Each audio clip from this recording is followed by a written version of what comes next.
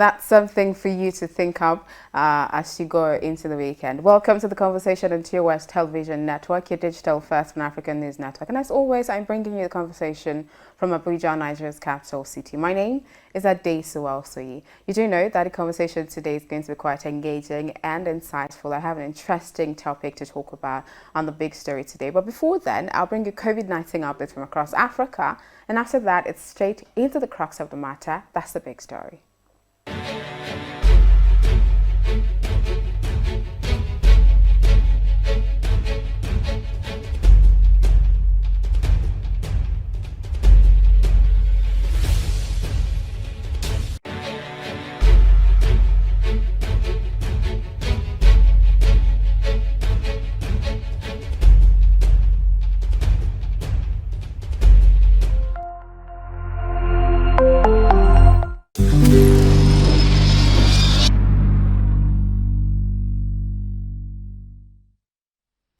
You're still watching the conversation on TOSTV Network, and as I always tell you, you have to be a part of the community. Follow us across social media platforms. It's TOSTV Network on Facebook, Twitter, Instagram. Subscribe to the channel on YouTube. It's TOSTV Network. And of course, you can stream our website for news, stories, and happenings from across the world. It's www.tostvnetwork.com. Now, moving straight into the meat of the matter today, there's a crux of the conversation. I'm talking about the big story. So today we're going to be talking about something that every Nigerian has at one point in their lives complained about. I'm talking about the high cost of accommodation in Nigeria. So the federal and state governments, have over time expressed commitments to addressing Nigeria's housing problems. But, ordinary Nigerians who actually bear the brunt of these things are quick to criticize whatever initiative that come up. So today on the conversation, we're talking about housing in Nigeria amid increasing cost of living. And to join me here in the studio in having that conversation is Adebayo Adefisayo, a housing consultant and a property manager. Good morning and welcome to the show. Good morning, Ms. Anderson. Okay. Now, you are also Nigerian, Yes. and you know that there's been an incessant rise in the cost of commodities in the market. Food is expensive, fuel, electricity, and all of that stuff. But one thing that people have constantly complained about is the high cost of accommodation in Nigeria, especially here in the FCT. So I'm going to ask you, that you're conversant with that sector, why is accommodation so expensive? Why?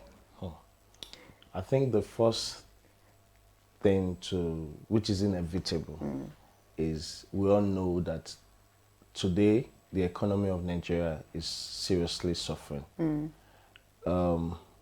You don't, whatever it is, as long as the economy of a country is not doing well, it's going to affect every area of the country. And housing is no exception. You don't expect the economy to be doing badly and the housing to be doing well. It doesn't go hand in hand. So there are different reasons why the housing issues in Nigeria is, especially the FCT, which is where we're based, it's really doing badly right now, and it's expensive and it is going higher by the day. Yeah, it's a problem. Yes. So there are majorly 4 reasons I would give you as the reason why the housing situation is really getting out of hand. Yeah. And I would start with inflation. Okay. The inflation in Nigeria is going high every day. As at November, it was 14.5. Yeah. December, it went to 15. Now we're in February, it's at 17.5. 17, yeah. So there's no way, if the cost of materials are going up, which is what inflation happens. Yeah. The cost of everything is going up. The developers and the people building, it will be high for them to build housing and leave it at the rate it was before the cost of everything went up. So you don't expect someone that has used, for instance, let's use an instance, for instance, that has bought a land of 40 million, built for almost triple the price it would have built as at 2 years ago or last year, now end up building triple, like the cost of building is now tripled. You don't expect him to now put the rent at the price it would have been 2 years or 1 year ago. I don't know if that makes Yes, sense. I actually get it. Yeah. I'm coming to something because Yeah. now you're talking about a new house. Somebody's trying to, build a new house and Yes. then let it out. Yes. But there are people I know that have had houses. The houses have been in existence for 10 years, Yes. 20 years. Okay. And it's still the same price Yes. that they would give it out for Yes. somebody that has a new house. Yes. Shouldn't there be some sort of way to regulate that to ensure that that doesn't happen? So the interesting thing is, among the things I wanted to say where the problems have caused the increase in all this housing thing is government. Okay. You just said it literally. Governments do not create a regulatory board that manages the housing prices or housing figures. Yeah. And apart from that, okay, so one of the things I would even want to say, because when there's a problem, there needs to be a solution. Yeah. Now, I realized that we'll look for an example. Somewhere like in the UK, the government decided to be part of the housing scheme. Okay. How do I mean by part of the housing scheme? It's not about funding developers. It's about building houses and maintaining the structure of prices. I don't know if that makes sense. It does make sense. So you look at the UK government, for instance, they have council houses. Yeah. Council houses are for low-income earners. Yeah. Do you understand that? Yeah, like low-cost housing. Yes. Yeah. So that helps to regulate the prices of houses. Because at the end of the day, if the government build houses and put a price that is very decent, these houses are well maintained, they are up to standard, because now people want to live in a very comfortable environment. You don't want to be living with in a place where the roof is leaking. One of the issues that we are always going to be afraid of if the government starts to build houses is what is the maintenance going to be Yeah, like. exactly. So if the government actually build these houses and put a good price at the houses and maintain these houses properly, it will even help regulate the housing prices. But I don't know That's what the not the government case. did. Okay. Exactly. Another talk for another day. Okay. So yeah, that's government need to be part of the process. Okay. They need to be part of the whole price thing, be able to control, which I still see that it will be difficult for them, because if the economy is high, they would still build at the high price.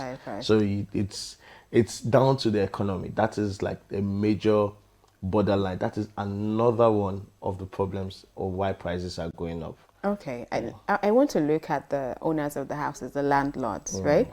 I know that the Minister of Works and Housing, that's Babatunde Rajafashola, I think sometime last year was proposing a per month rent thing instead of, things are expensive, people's income are not increasing. So you as a house owner might want to just, attune yourself to the plight of Nigerians and just take rent per month instead of per year as we do. And I do know that outside of Nigeria they do their first month and last month rent just to help alleviate that. What do you think that can work in Nigeria, or why did they kick against it and say, look, we cannot practice that in Nigeria, and why can it actually work? I sometimes ask myself that, do our lawmakers really sit down and think through most of what they implement? Okay. Because if they think through what they want to implement, a lot of the times that they come and say, oh, we want to do this, sometimes I feel they do it as a facade, just to make us feel they're working. I'm sorry to say that. Oh, it's fine. The reason why I'm saying this is because I sat down and I did an analysis. In the UK, the US, you pay salaries based on hourly calculation. Am I correct? Yes. You don't do that in Nigeria. You just come and say minimum wage is 30,000 naira. Now, if you do an analysis, most people are living in houses way more expensive than their salaries. Their salaries, yeah. In fact, I would say 80% to 90% live in houses that is way more than their salaries. So the way people gather their rents is they just wait for that big deal, that deal breaker that would help them to accumulate their salary, their rent, and they pay it off. Yeah. So you look at it that maybe if a deal breaker comes in March, my rent is due in November. So I've gotten the deal breaker, I keep it in a savings account, and I just wait till when that time comes and I pay it off. Yeah. So the thing is that you begin to pray that nothing comes in that takes your money. Your money, You understand yeah. that kind of situation. Now you want to do every month's payments for citizens in Nigeria, implementing it and saying that the landlords will go to jail if they do not implement. So it's the question I will first ask them is, what help does the government even put to help these landlords build these houses? I don't know if you understand that. I'm I getting remember during the Abacha era / Obasanjo era. I was very little, but I remember my parents talking about how there was a scheme, Kado Estate in Abuja. There was a scheme for civil servants. So what they did back then was that you could have a duplex, for instance, and you have like 4 or 5 civil servants living in it. Yes. Now, the senior person in the place ends up you would bid to own the house. The housing scheme, it was like an housing scheme where the prices of the houses were not too ridiculous, and it was affordable for salary earners and workers to be able to acquire such houses. And if you're the senior in the block, you end up most likely winning if your salary cap is quite good and you have not borrowed so much and all that, and you'll be able to own the house. So, but that is no longer existing. So most people have to labor so hard to even build these houses. That's the first step. I'm looking at it from the landlord's point now. Most people use their hard-earned money to build these houses, and there's no help from government. Instead, you even have the government frustrating a lot of their efforts. For instance, to be able to get a transformer for your house now, you would have, if you want to go by the books, you will go through hell to achieve it. If you decide to say, okay, I'm ready to buy it, you will still have some factors that would hinder you, and you will still have to struggle to get it. So what help are these landlords getting to build this house? Do you understand where I'm coming from? A landlord, if he tells you all what he has gone through to erect a building, you that you're even wanting to pay, you'll be feeling beautiful. You understand? They're not talk of the people paying the rent. You will just have a lot of court case if we do monthly rent in Nigeria. You have a lot of court case because a lot of tenants cannot afford to pay monthly. Because if you divide the yearly amount to the monthly amount, like, okay, let's say you normally would pay, I will use a good example, a copper. Most coppers are living in a house of 350, 400 on an average. Which is the average that which is pay, fair enough for a self-contained. If you divide 400 by 12, you are looking at almost 25,000 per month. Or even not even more, if I'm correct, like 30-something thousand per month. How much is a copper's salary? Do you understand that? So if we are trying to be very realistic with ourselves, we would know that this was not well thought of. It was just an initiative idea to excite the citizens. Okay, so basically, in a nutshell, to sum it up, you're saying that if Nigeria's economy isn't stable enough, or if we don't get to the point where we stabilize the economy, we're going to keep experiencing the rising cost of inflation, especially cost of living, actually, especially in the housing sector. Yes, you're very correct. I would always, like I said, there's a problem, there's a solution. The solution is the government, the economy, and inflation. And the major factor that links all this together is the government. If the government does not look within itself, does not address the economic problem, and does not stabilize the inflation we are having right now, let's be rest assured that the cost of living and the cost of housing in Nigeria is going to still keep going higher and higher. So we all need to encourage and hope that the government takes the necessary steps to stabilize the inflation and at least the economy of the country. So without this happening, then we're praying that there's no bust. Okay. But it is looking like there's a bust. Oh. Okay. So that's it. All right. Thank you so much for joining me on the conversation this morning. It was such a pleasure to have you. Thank you. Thank you very much.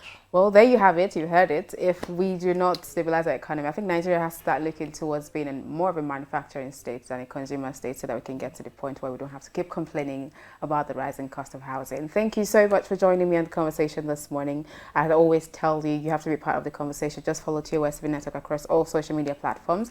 It's TOSTV Network on Facebook, Twitter, Instagram. Subscribe to the channel on YouTube. It's TOSTV Network. And of course, you can stream our website for news, stories and happenings from across the world. It's www.tostvnetwork.com. My name is Adesu. I'll see you. Please join me again, same time, same channel on Monday. And do have a very, very restful weekend.